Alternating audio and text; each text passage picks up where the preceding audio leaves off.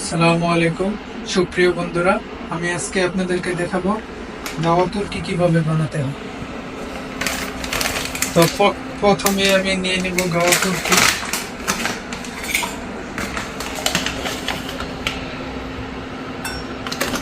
গাওয়া তুর্কি নিয়ে নিতেছি আমি 2 চামচ।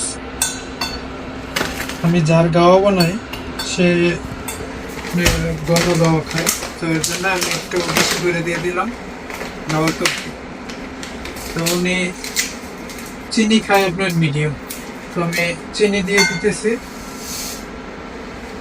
তো উনি যেমনটা খায় আর কি, আমি তেমনটা দিয়ে দিছি। তো এখন আমি দেখাবো আপনাদেরকে পানি কিভাবে দিবে।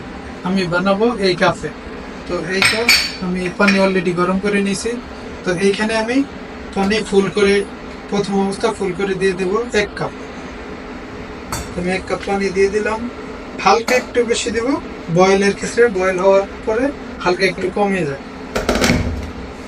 তো অলরেডি আমার পানি দেওয়া শেষ।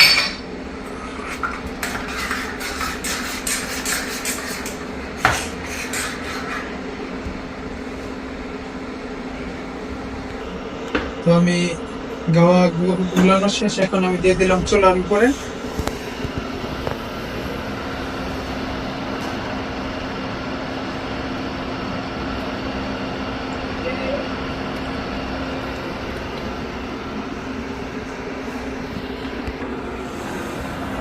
দেখতেছেন বন্ধুরা, আমার গাওয়া অলরেডি হয়ে গেছে।